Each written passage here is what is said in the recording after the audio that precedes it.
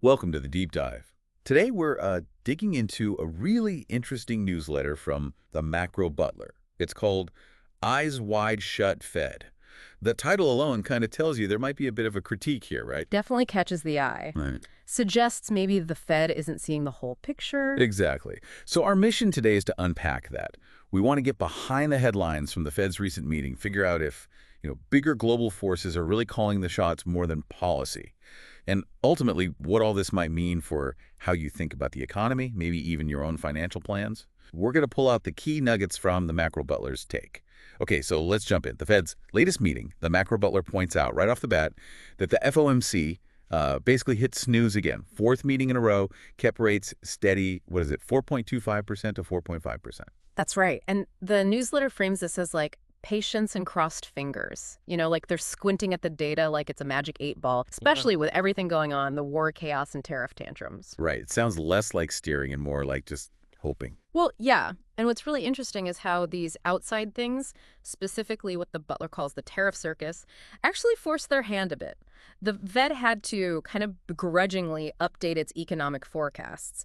The source says they had to acknowledge the whispers that stagflation is knocking. Slow growth, high inflation, not something they like to shout about. So what did those updated forecasts look like? Not great, frankly. For 2025, they nudged growth down to a, sleepy 1.4%, core inflation up to a toasty 3.1%, and unemployment creeping up a bit too. But they're still saying inflation will get back to target eventually. Oh, yeah. They assure us, as the source puts it, that inflation will just gently float back down to 2.1% by 2027. As if, markets and wars and tariffs are just going to play nice with their spreadsheets. Seems a bit optimistic, maybe. And this connects to their own rate predictions, right? The dot plot.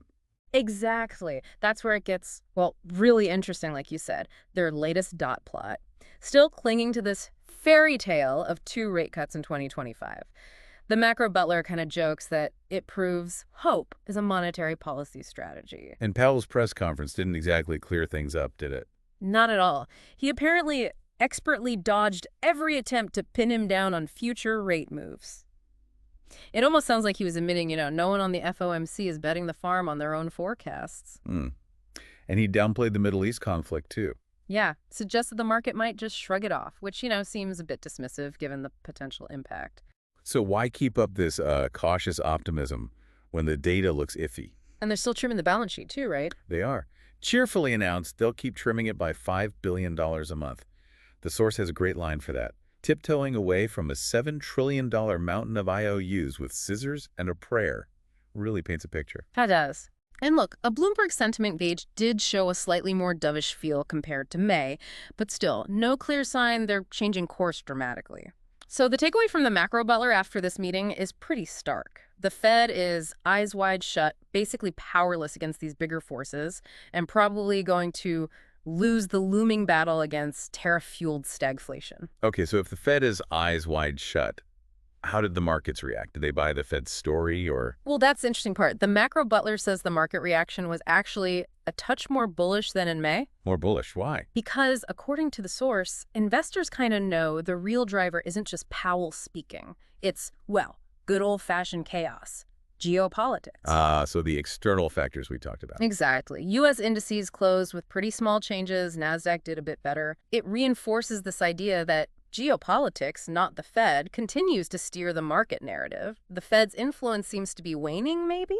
And what about muddy markets? Are traders still betting on rate cuts? They are, yes. The source says they're largely ignoring the Fed's growing irrelevance, in a way. They did trim the odds for a September cut slightly, down to about 71%. But they're still pricing in 2 cuts by the end of the year, still holding on to that soft landing dream. Just a modest bump, still kind of stuck, trapped in a tight range, can't seem to break that 100 level psychologically. Okay, but what about gold? The newsletter seems keen on gold. Very keen. It notes gold has been doing this sideways shuffle. Why? Because investors are perhaps slow to grasp what the source sees as a basic truth. In an inflationary environment that might be heading for a bust, it argues gold is the thing that keeps your wealth intact. Not stocks, not bonds. Some of the advice is. Treat every dip like it's a sale. Don't panic on rallies. Buy the dips. That's the message. Interesting. And long-term yields. Yeah. Like the 10-year Treasury. Still in that consolidation pattern, hovering above that key Fibonacci level around 4.34%. The Macro Butler is pretty blunt here, saying it is just a matter of time before people realize that government actions, Fed actions, are just going to lead to much higher long-term yields down the road. That affects everyone's borrowing costs, Right. Mortgages, business loans, everything. Everything. So this leads into a bigger argument the newsletter makes, doesn't it? Yeah. About the Fed's actual control, or lack thereof. Yes, exactly. This is sort of the core thesis. The source says Wall Street still clings to the fantasy that the Fed can control business cycles. But they point to this pattern, looking at the Fed funds rate versus the ratio of the S&P 500 to the price of oil. Okay, what does that ratio show? It's basically an indicator of the economic mood, boom versus bust. And historically, Fed rate cuts often happen right when this ratio peaks. And crucially, no rate cutting cycle has ever stopped this ratio from eventually falling below its 7-year moving average, which signals that shift from boom to bust. So the Fed is reacting, not controlling. That's the argument. They emphasize the Fed only controls the short-term rate, the long-term rates, the ones that really impact the life of every American consumer and business. Those are set by the market. The Fed, fiddling with the short end, doesn't really dictate what happens way out on the curve. Okay, that's a really important distinction. So if the Fed isn't the main driver, what about this Treasury buyback thing, the buyback bombshell? Yes, the treasurer-in-chief story. It's quite a narrative. So remember back in April, the tariff tantrum? Bond yields spiked up. There were rumors flying about China or Japan dumping U.S. Treasury. Bigly, yeah. And the source says this complex $2 trillion strategy, the basis trade, just quietly blew up. Okay. Then the Treasury Secretary, who apparently has coffee with Powell every week, hence the nickname, hinted they might step up Treasury buybacks if the Fed kind of stayed on the sidelines. A bit of pressure, maybe. Perhaps. So fast forward to June, Fed's still quiet, yields are still relatively high, near 5%, and boom, Treasury announces a $10 billion buyback. Biggest ever. People called it QE light, buybacks for bonds. But the Macro Butler says, just don't call it price discovery. Meaning, don't pretend this is the market naturally finding the right price. okay, but how big a deal is $10 billion, really, in the grand scheme of things? That's the key question the source tackles. The U.S. Treasury market trades, over $900 billion a day? Wow. So $10 billion, it's like a gnat trying to steer a battleship. It sounds big, but relative to the market, it's tiny. So it's not QE light. Definitely not, according to this analysis. QE, whatever you think of it, involves the Fed buying bonds to influence long rates. It's a duration swap, not really money printing either, they argue. But the Treasury, they just issue debt. They don't create money like the Fed does through reserves. So what was the point of the buyback then? The source argues it's actually pretty routine, just bigger this time. It's about smoothing out the debt profile, targeting bonds maturing between mid-2025 and mid-2027. They call it a quiet admission that the old Keynesian tools aren't working and the debt beast needs gentler feeding. Gentler feeding. Yeah, managing the debt maturities. They even compare it to Clinton 2.0, referencing how debt was managed in the 90s by shortening maturities. So the real problem isn't the Fed's structure, it's something deeper. That's the argument. The source thinks mainstream analysts obsess over the Fed, but they miss the point. It's Congress pulling the fiscal trigger. That's the issue. The spending, the deficit. Exactly. Persistent deficit spending. They even bring up Andrew Jackson killing the second bank of the U.S., which led to a sovereign debt crisis and the hard times back in the 1840s. A historical warning shot. Wow, that's a strong parallel. It is. And they clarify this idea of money and debt. Debt is money that pays interest. And today, they argue, it's borrowing against debt that fuels inflation more than just creating money out of thin air. So the problem isn't who controls the money supply, Fed or politicians. It's that the politicians are the ones creating all the debt in the first place. That's the root issue, according to this view. And remember, QE wasn't money printing, it was a swap. Most money today is sovereign debt. Okay, so this Treasury buyback, it's like a fiscal operation twist, but done by the Treasury, not the Fed. That's how the Macro Butler describes it, a maturity rebalancing act. And the goal isn't growth. It's to cut borrowing costs on the near-term debt, while, projecting an image of control, pretending all is under control. But the context is different now than, say, 2011 when the Fed did Operation Twist. Hugely different. The source emphasizes this isn't 2011. The U.S. is running $2 trillion deficits now, over $1 trillion just in annual interest payments, and they have to refinance nearly $9 trillion of debt before the 2025 election deadline. The scale is just So immense. this isn't just some minor tweak. No, the source calls it a scramble.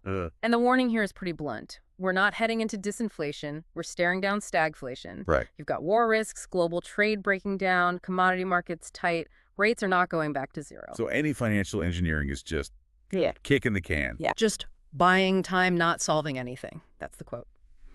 The real story, hiding in plain sight, is that the fiscal side, the Treasury, is now forced into managing debt duration because the market won't give them a good price otherwise. And the end game. The source predicts long-term yields will climb as short-term rollover risk becomes unmanageable. Ominously, welcome to the endgame of debt monetization in a fractured global order. Okay, wow. That's a lot to take in. So wrapping this up, what does this mean for the average person, for you listening, and your portfolio? Well, the Macro Butler throws cold water on the old idea that just cutting rates sparks investment.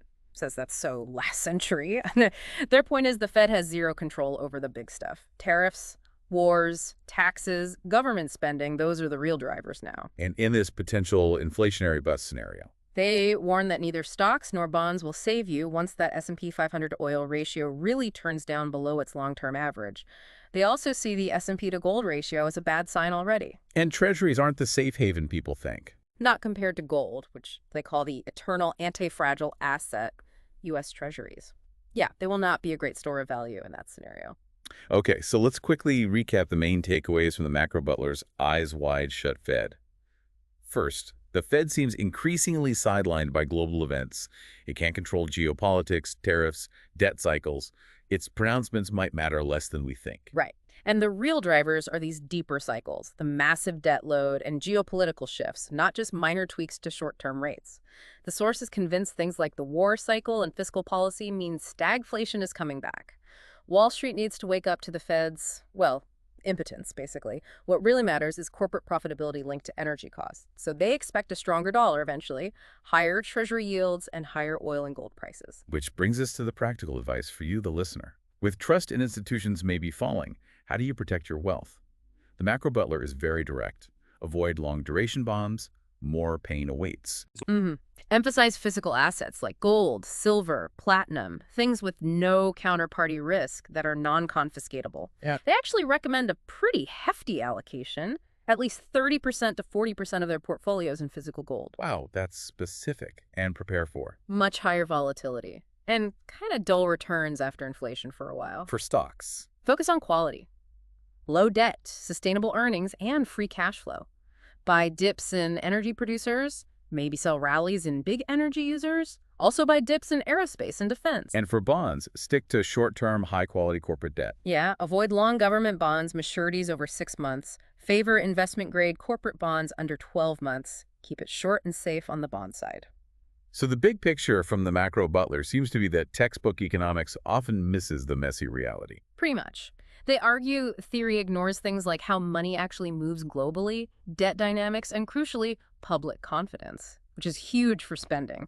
The conclusion: economic theory needs a reality check, not another flawed experiment. And there's a final, pretty provocative thought in the newsletter comparing the situation to the story of Joseph in the Bible. Yeah, it's a striking analogy. They say the Fed, Wall Street, the media, they still haven't figured out that cycles run the show. Like trying to control the tides with a mop. The reference to Joseph is about the 7 fat years followed by 7 lean years. Save in the good times, brace for the bad. Basic cyclical thinking. It's a powerful way to frame it.